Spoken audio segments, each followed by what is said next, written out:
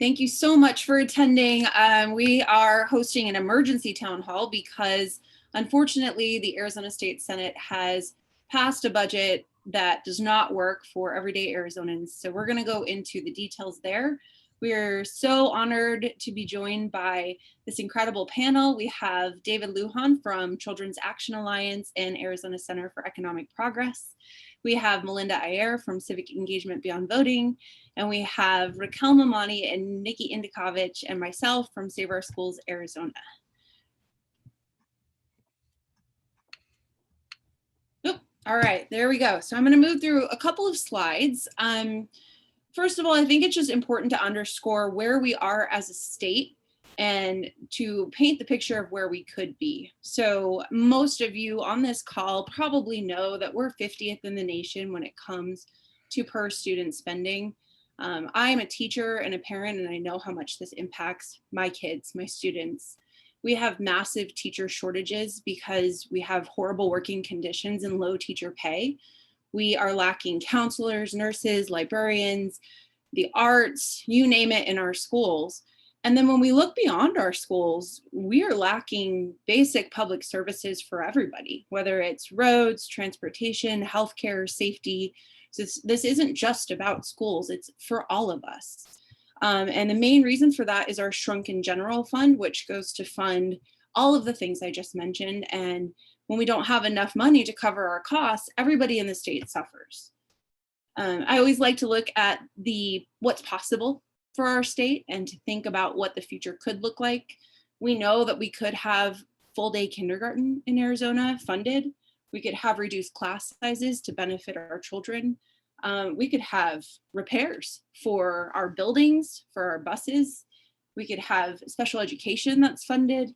And like I said, we could have roads, bridges, public safety, healthcare, all funded by our state.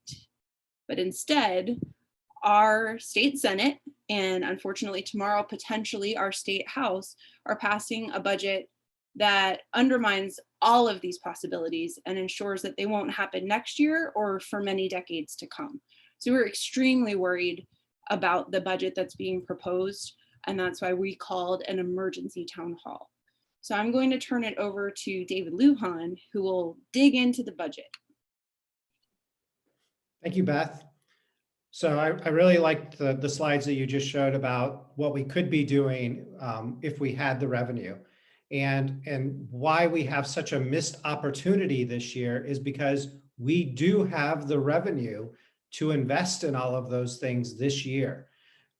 According to anybody who's been around the Capitol for years, everybody believes that this year's revenue surplus that we have is the largest that they can ever remember in state history. We have a $1.2 billion ongoing revenue surplus and a $3.9 billion one-time revenue surplus. And what that means is ongoing revenues are things the budget experts at the state Capitol predict that from year after year after year, we will have a $1.2 billion revenue surplus that can be applied to ongoing things like increasing teacher salaries or increasing coverage for children's health care, things that are going to have ongoing costs year after year. We have $1.2 billion that we could apply to ongoing needs. And we have, in addition to that, $3.9 billion that we can apply towards one-time things. So this is a $3.9 billion surplus that's available for one time only. So things like school repairs, things that are only going to need to be paid for one time, things like road repairs, infrastructure. We have close to $4 billion to address one-time expenses. So altogether, almost $5 billion in revenue surplus. And I call it missed opportunities because, as Beth was just showing in her previous slide, we have so many needs in this state. We have for more than 2 decades been disinvesting in all of the priorities that many of us care about: public education, but not just K-12 education, early childhood education, post-secondary education, and all of the things that help to make people be able to get an education and work. So things like affordable childcare, resources, paid family and medical leave, affordable housing. All of those things have been disinvested in for the last 2 decades.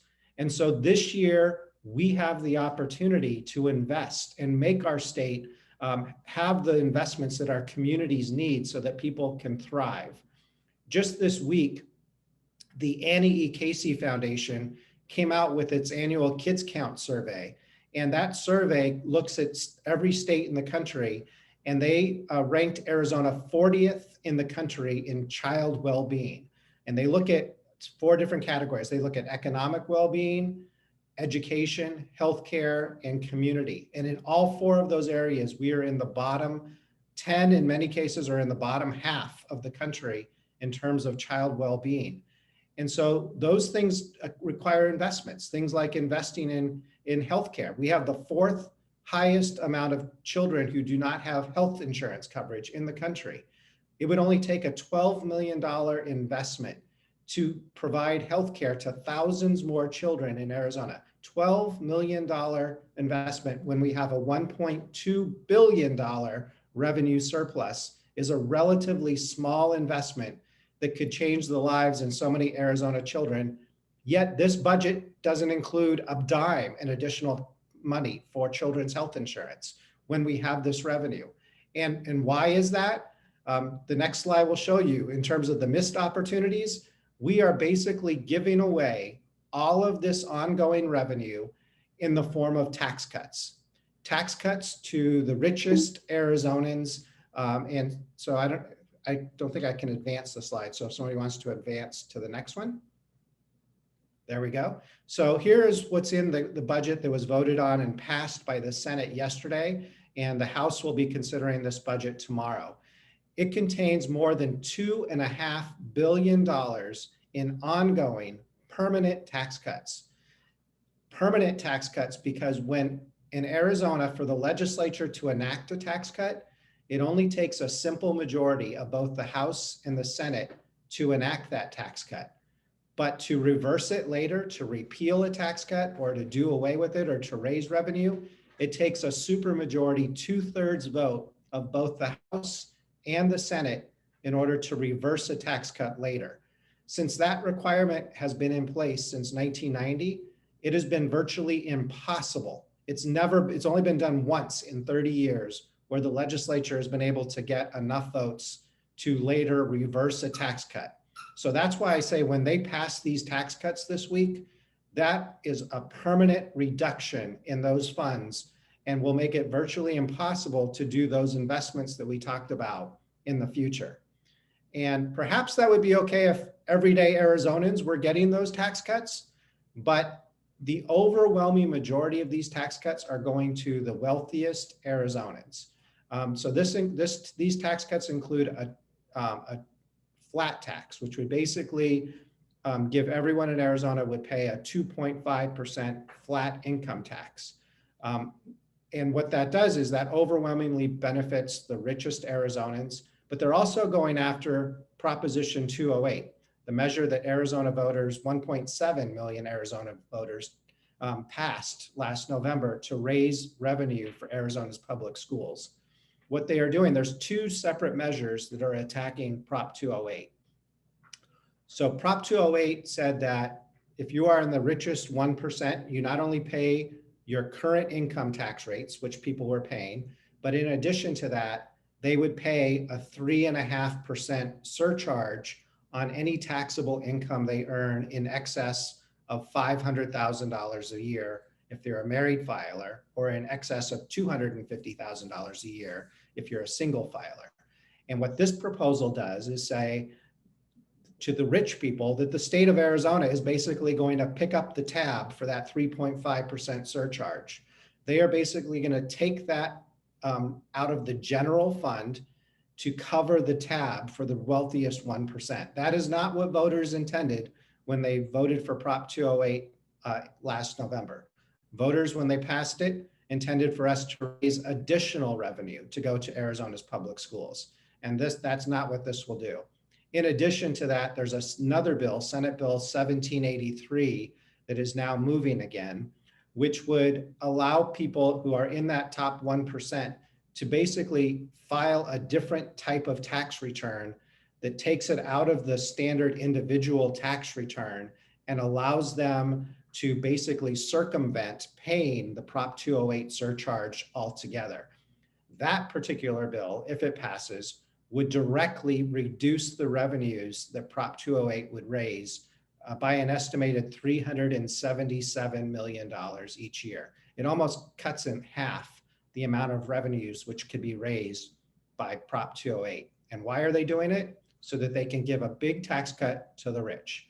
And so we have all of these needs in Arizona, and yet this is what the priorities of the legislature who are pushing this right now. So the next slide will basically show you who benefits from these tax cuts.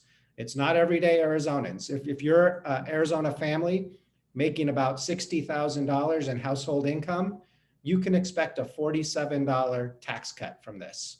Compared to if you are a millionaire, you are going to get about a $30,000 tax cut from this. Nearly 60% of the tax cuts in this budget will go to the wealthiest 1% of Arizonans. So we are coming out of a pandemic year where thousands of Arizonans are struggling to put food on the table. Children, as I said, do not have health insurance coverage. Our classrooms are overcrowded. We have one of the highest poverty rates in the country. And what is the legislature's solution in this budget? It's to give tax cuts to the rich. That is the misplaced priorities that we're dealing with in this budget, and why it's so important that all Arizonans really be engaged and do whatever we can to stop these tax cuts from going into place so that we can use that revenue and invest in our communities. So Beth, thank you very much for the opportunity to present today, and I'll stick around for questions later. Thank you so much, David. That was so informative. And I have a lot of people asking me for the slides. So that's when you know you've done a bang up job. So we'll make sure to share. The video is available on Facebook Live and you can stop it and screen share. We'll also email the video out to attendees afterwards. And I can include those slides from David too. And this is how you can get a hold of David. All of our groups are on Twitter. Arizona Econ Center has put out a lot of these great charts and graphs over the last few days. Definitely give them a follow. All right, so we also had an amendment that was 200 pages long that was launched at about 1 o'clock in the afternoon by Senate President Karen Fann. This apparently was not shared across the aisle. I believe only some Republicans had access to it. And we know that review of that occurred only a couple of hours later. So lawmakers were not able to review the amendments in time. And unfortunately, it contains quite a lot that is incredibly damaging to our K-12 schools. So I'm going to have Raquel talk about two of these pieces that are the most damaging, specifically ESA voucher expansion. And they also resuscitated the teacher gag bill, which will have horrible impacts on our classrooms. So Raquel, you want to take it away? Sure, Beth. Thank you. And thanks everybody for being here. You know, for any of you who know me, you know that the voucher, talking about vouchers and the topic of vouchers is what got me kind of going on all of this. And so, you know, we know, you know, by looking at this graphic, you know, we voted down no on 305 in 2018. You all are probably like, wait a minute, I thought vouchers were over.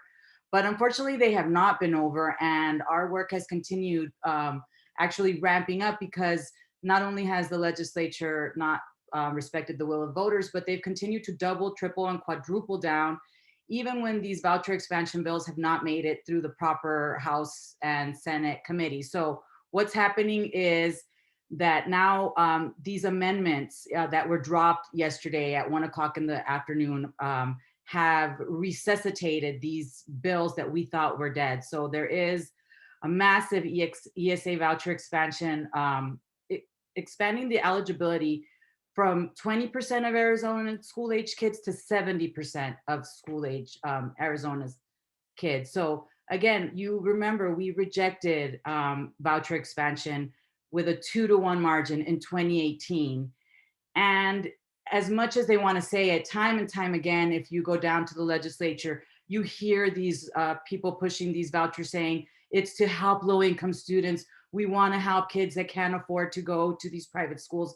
And we know that these are not designed to help low income students. And what we've been, fighting against the whole time, more accountability, more transparency is not visible in these in these voucher expansion bills. So more money going out, but still very little to no transparency. And as the voucher program stands right now, without expanding it, it already siphons $300 million from Arizona classrooms every year and growing exponentially. And so now what does the legislature want to do? They want to expand these once again against the will of the voters. So, that's what keeps me kind of running around. Let's see if we can go to. And just to add to that, I mean, Yes. it's already siphoning $300 million a year with the different voucher programs. We're talking about, 20% to 70%. We're going to start growing that exponentially year by year until our public schools will have zero funding. So this is Terrifying. very surprising for everybody, and yes, terrifying. Well, as if, our teachers and our educators and our school districts haven't been through enough during this pandemic, standing up for our communities, meeting the needs of our students, working tirelessly. As if that hasn't been enough, what does the legislature do? They come back at us with this teacher gag bill, Senate Bill 1532, which was presumed dead, which we thought we had defeated. I mean, you all know, a lot of you are on our community action teams.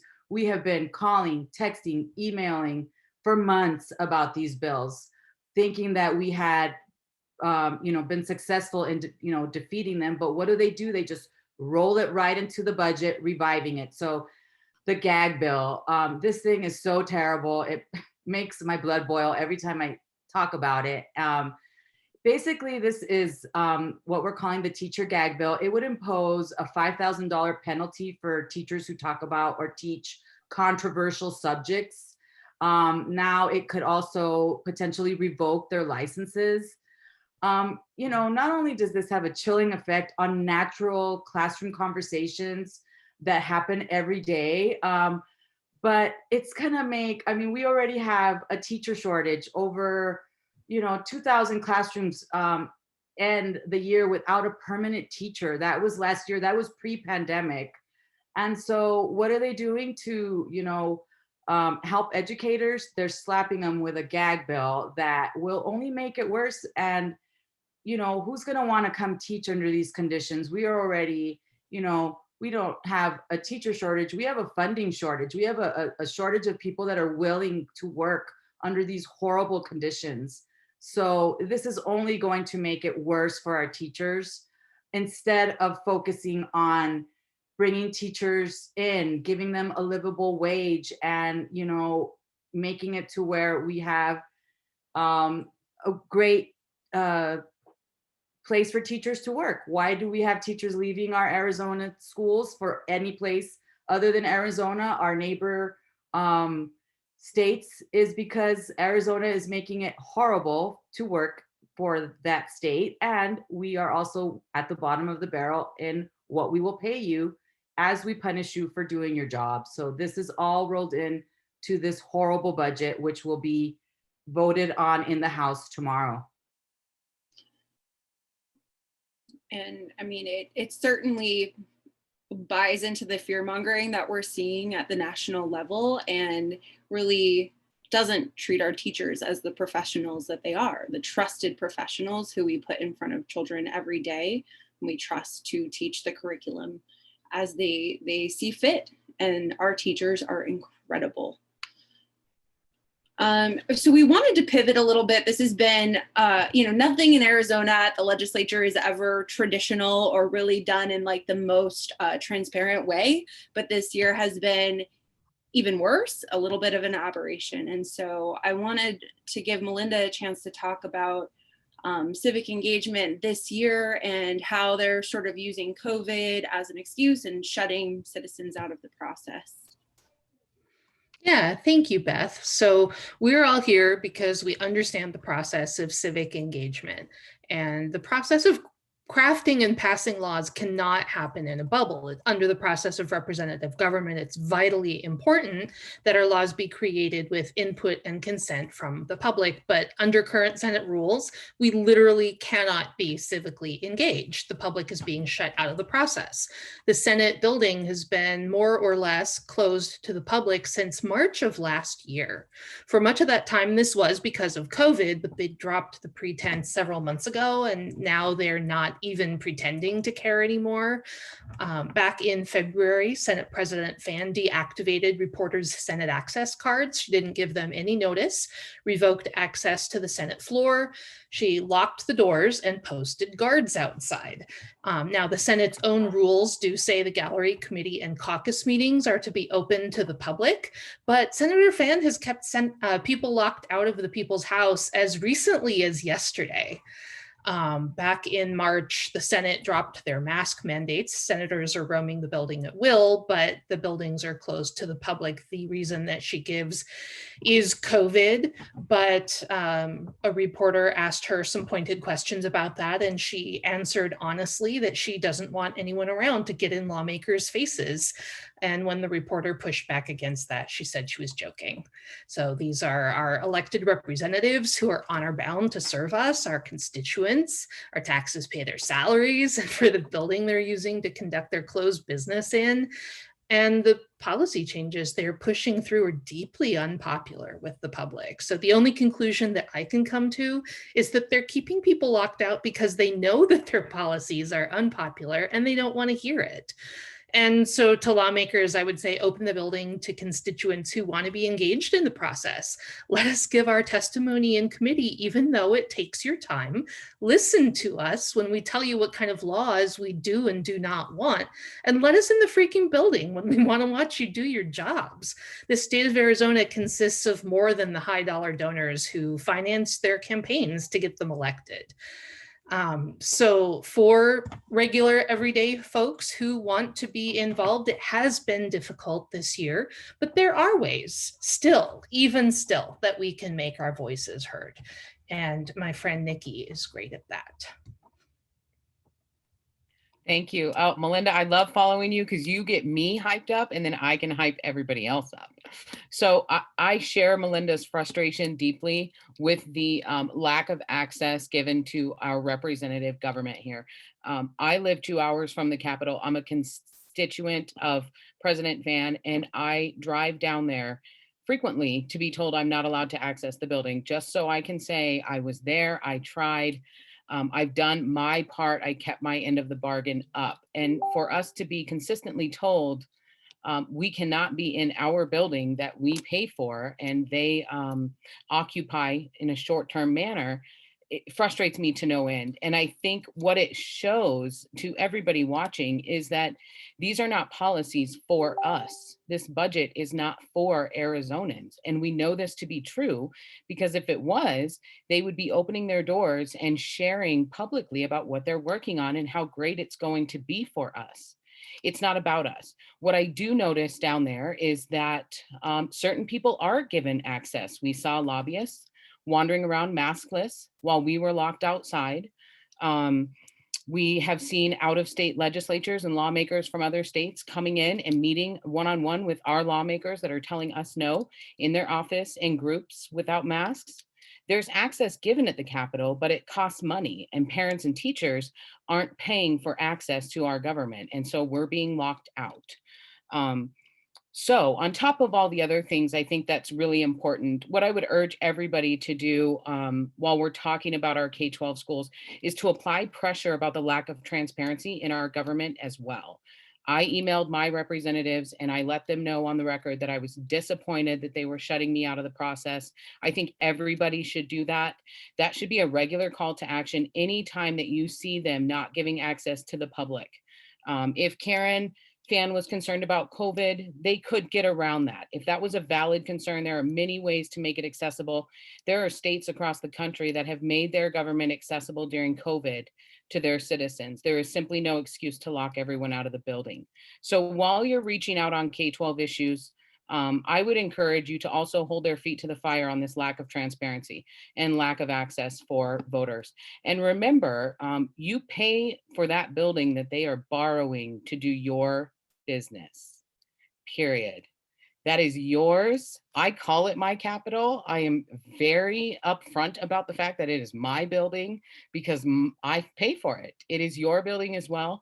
Please take ownership of that and push back on a narrative that pushes citizens out. There is a budget watch tomorrow.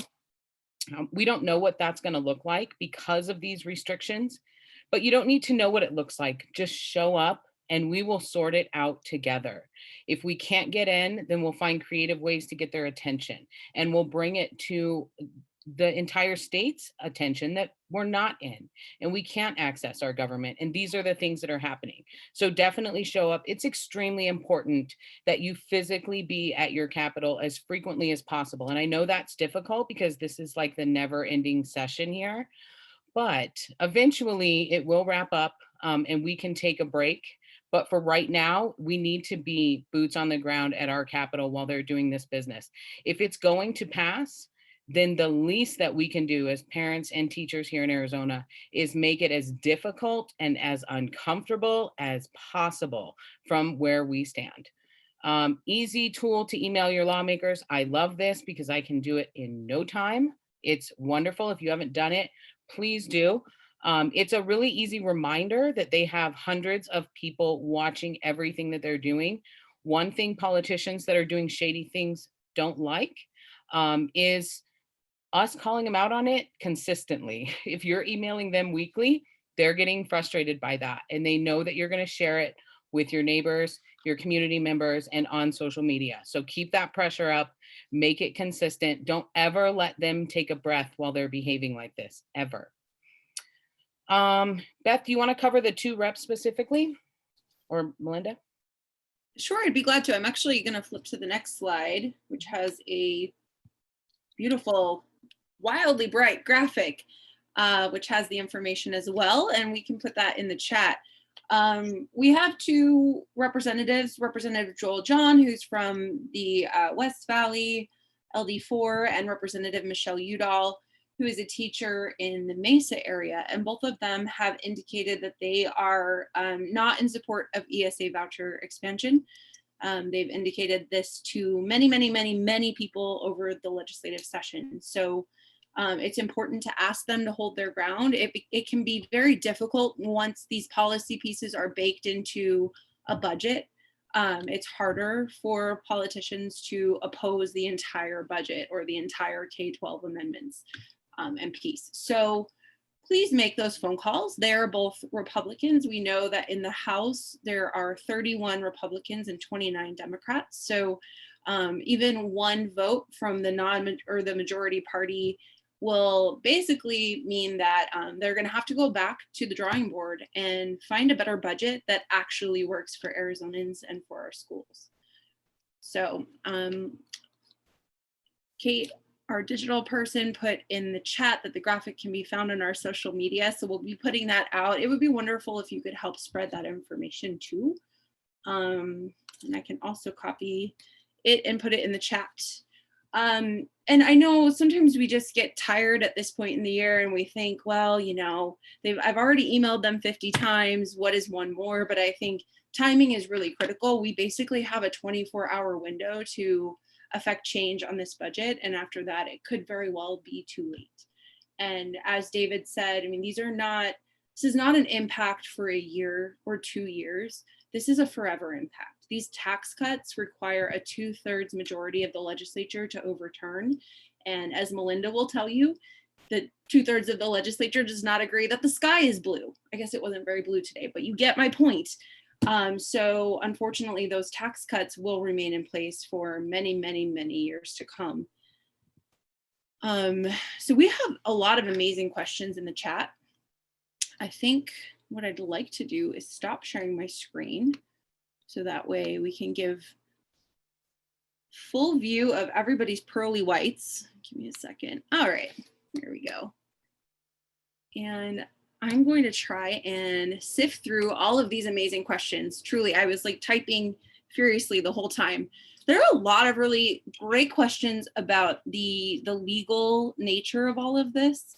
So one question about voter protection on Prop 305, one question about voter protection on Prop 208.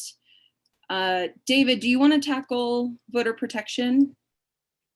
Sure, I can try. So as I mentioned, there's a couple of attacks on 208 in this. One puts a 4.5% cap on what people will have to pay. The other one, Senate Bill 1783, directly reduces revenue that from Prop 208 that's going to be collected. I think that one for sure has some voter protection issues that I know the Prop 208 coalition is looking at in terms of exploring potential challenges should that bill go forward. And just so all of you know, what voter protection means is in Arizona, our Constitution says that something that is passed by voters at the ballot box cannot be overturned by the legislature unless it furthers the purpose of whatever the initiative is, and it requires a 2/3 vote, even if it does further the purpose of both chambers. If not, the only way to change it is by going back to the ballot box. And so we do think that there are potential voter protection issues here with this measure. Right. And as with any legal issues, it just remains to be seen in court, but there's definitely ground for that. I'm also getting questions about the legality of the single subject rule. Melinda, do you want to tackle that? I know there's been a lot of back and forth on Twitter amongst the talking heads today. Yeah, so in Arizona, you have the feed bill, which allocates all the money, and then you have individual policy bills. So the state of Arizona requires that that policy be broken out into separate bills and not be passed through in the budget. So some people have suggested that burying so many unrelated policy changes in a document that's supposed to be just about spending violates the Arizona Constitution's single subject rule, because, you know, if you're putting ESA voucher expansion and a teacher gag bill and a mask mandate and in the budget, that's obviously more than a single subject. So that is ultimately a question that would need to be challenged in court. Definitely. All right. I'm getting some other questions that are more related to, a lot of people are feeling very litigious. There's a lot about suing, which I like to see. I think, you know, we need to be able to go to the courts when our legislature is not serving the people. There are questions about the impact to businesses, just the general workforce development, and are businesses choosing to come to Arizona despite all of this? Like, is there a reason to think that the tax cuts are not enough of an incentive when we have some of the lowest funded schools in the nation? I don't know. Anybody want to tackle that? David, Nikki? Sure. Well, I'll just say this. So Arizona has cut taxes every year but two for the last 30 years. And you could take sound bites from the proponents of all those tax cuts going back for every single one of those going back 30 years. And the sound bites are almost identical every year, that we need this tax cut in order to bring more businesses to Arizona, in order to attract business. If that was the case, if that was actually working, Arizona would have one of the most robust economies in the country, because no state has cut taxes more regularly, more consistently than Arizona. But yet our economy on most data points is not in the top by any means. Yeah. And so, but also counter to that is that when Prop 208 was on the ballot last November, you might remember the opposition kept saying how Prop 208 was going to run businesses out of our state, that it was going to hurt, millionaires were going to leave. But what we have seen since Prop 208 passed in November is the Arizona Republic just did a story a couple of weeks ago about how we've seen a surge in millionaire home buying, luxury homes, just since the first of the year. We also have seen some of the largest business attractions have occurred in just the first 6 months of this year. So that sky is falling claims that we need to somehow cut taxes in order to attract more businesses. We are doing just fine as it is without cutting taxes. We already are a low tax state in Arizona, even with the passage of Prop 208. Even for those people who are in the top 1%, they still pay less income taxes in Arizona than the national average in most other states. So that is just a false narrative that we have to somehow cut taxes in order to make our state more competitive. We are already doing quite well, and our tax code is already among the lowest in the country. I would add to that, Beth, that what we've heard from the business community is that we need to do more to develop our workforce, that our kiddos are coming out of high school and they have limited options for trades and training after and access to higher education.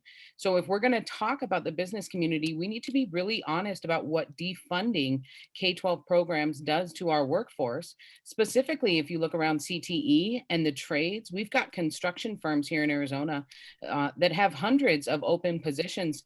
If you look up north, we've had a very difficult time because we're building out and because there is so much economic growth.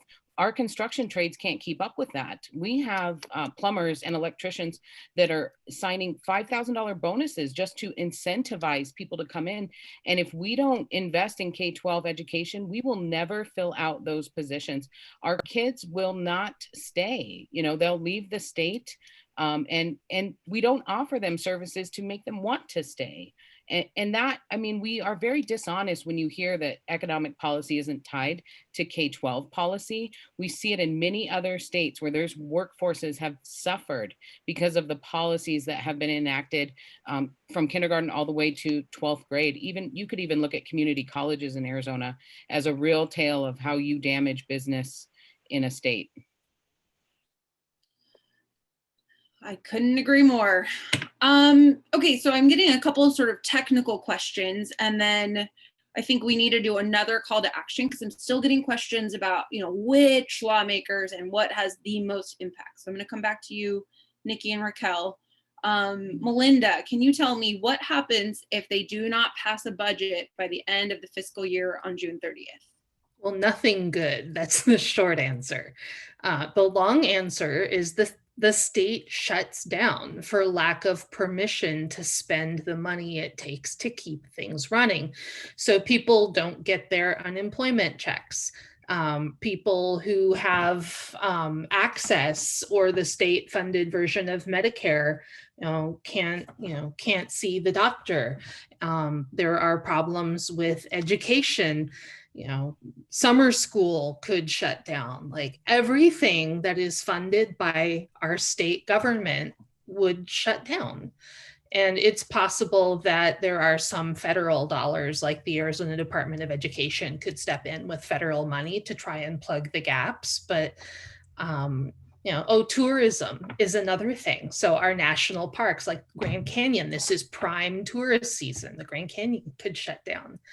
And it's nothing good for Arizonans. And we saw that on the federal level a few years ago. Some of you will remember, and it's not something that we want to see repeated here in Arizona.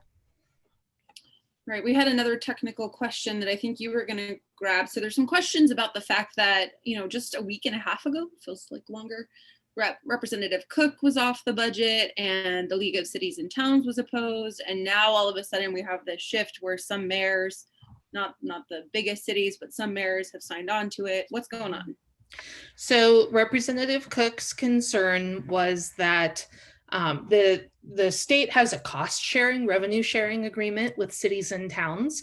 Cities and towns gave up their ability to levy local income taxes a number of years ago, and in exchange, they get I believe it was 15% share of state income taxes. So they were concerned about the hit that their budgets would take when state income taxes dropped. So they have negotiated a raise up to 18% of state income taxes. And of course, what's going to happen is that money is going to be backfilled from the general fund. So more money for cities and towns as revenue shrinks means less money for everything else, including our public schools. But they just wanted to be made whole. And now that they are being made whole, unfortunately, the rest of our state would pay the price for that.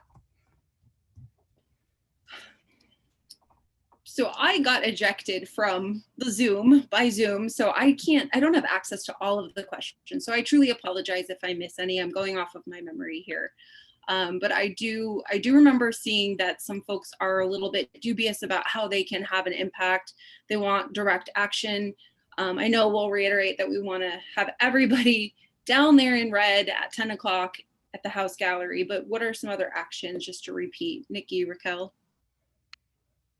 Yeah, I'm a big fan of publicly calling out your lawmakers. I mean, I think at this point, if they're not willing to sit down with constituents, you have to escalate your response, respectfully. Of course. There's a lot of options to do that. Social media is a place where we connect. If you can share your personal story and what these policies mean to you and your family and your community and put that pressure on your lawmaker via social media, that's a really, really great option. I tend to really like videos of parents and teachers talking about what they're seeing in their community. I will say, we're a K-12 focused effort here, but we also have a northern Arizona that is literally burning while all of this is happening. There are people in danger up here. So if you're in a community that's already under stress from COVID or fires or economic downturn or any of those things going on, it is imperative that you share that with your lawmaker and you make it public when you do. Emails are great. We always love to keep those emails consistent. Phone calls are wonderful as well. You probably will not get your lawmaker on the phone, but definitely leave a message, speak with their assistant. We know that they do tally those responses. Sometimes they'll even say to you, which I love, all we get is negative responses about this. And so keep that in mind and share that information out. If your lawmaker is not responding to you, I say that you make it more frequently. Have the emails come every couple of hours. I'm still here. I still would like answers to these questions. This has changed. Can you explain it? It can seem sometimes like, you're being too aggressive, but when you're locked out of your government, it's your job as a voter and a taxpayer to really apply pressure and make sure that you can access that at some point, because this stuff, can't be undone so easily. And of course, we're all going to keep fighting, but really the fight is now. One of the reasons that we have you guys target specific lawmakers, and Beth kind of referenced this in the previous slide, is because if you can get lawmakers to pull off on one issue, this whole house of cards kind of collapse on them. So if you know that your lawmaker is going to respond to pressure around a specific issue, you should do that. You should lobby them on that level. And we typically will guide you guys with that and try to put out information so that when you're contacting lawmakers, it's strategic. I live in Karen Fan's legislative district, so I'm a constituent, but I think everyone in the state should have access to the leadership down at the Capitol. So if you want to talk to the Senate president about what her policies mean for limiting your access to your government, I believe that you should as frequently as is necessary. If you have a relationship with the media, please make sure that you're staying close to that and submitting letters to the editor or any other information they can use locally. And if you're there tomorrow, you can email your lawmaker from the gallery, free Wi-Fi, and say, I'm here, I'm watching. I hope that you'll support my family, my kids, my neighborhood. And I was just going to add, thank you, Nikki and Beth, that, for those of us that are here that maybe have that legislators that we know are already, voting the right way. I wanted to add that, go ahead and thank them. We have been down there and we see legislators coming out and thanking us for being there. It's almost like we are giving them a little burst of energy to keep going. I mean, there's a reason why the Senate worked until 3 a.m. last night, is because they do not want us watching. They wouldn't let us in the building yesterday. And why is it that they worked through the night feverishly till 3 a.m. to pass this? Is because it's worked for them in the past. And this is what they're used to. So I know they also count on us getting tired and going away. They know that it's summertime. They know that it's hot. And they know that teachers and parents are looking to, take a break after a really rough year. They're counting on us getting tired and going away. So that is where we need us all, going ahead. And if you could just go for a few hours, if you can go for an hour, if you can send a friend, if you can, whatever you can do, it really makes a difference, because not only does it help our legislators that are fighting for us kind of get re-energized, but it also shows those legislators that want to do things, covered in the dark at 3 a.m., that we are still watching and that we are not going away, and we will continue to find ways to get our message across, however it is. So I know they're counting on us, like getting tired and going away, but that's just not an option for us.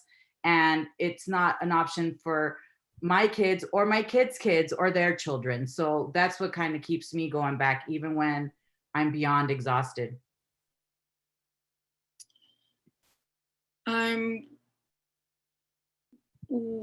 trying to look through the last few. I couldn't have said any of that better myself. I'm super excited to see all of you. We're putting some links in the chat. I know it can be very intimidating to go to the Capitol. Even parking or finding a restroom is all really scary your first time. So reach out. I put my email in the chat. I'll be glad to hop out of the gallery, come down and meet you, friendly face, and then bring you up where you're going to see hopefully 100 other smiling faces who are just there to watch. And there really isn't much to do. Bring your laptop or your iPad, because the lawmakers do go on and on. So thank you all so much for attending. I'm gonna answer one last question myself. Somebody asked if we could refer the K-12 piece of the budget, which contains this massive ESA expansion, and whether we could refer the tax cuts. And I will answer in the affirmative that we absolutely can refer any of those pieces, and we can refer multiple pieces. And we have a wide coalition of folks who are ready, willing, and able to do just that. So I see where Kelly even put her number in there. She's ready to help. So come see us tomorrow and be prepared, because we may have to hit the pavement and collect signatures and do what it takes to make sure that our legislature actually represents we the people. So thank you everybody for being on this panel, for being in attendance. Make sure to share it when you're done on Facebook Live if you have Facebook, and we'll keep you updated. Thanks everyone. Thanks everyone for coming.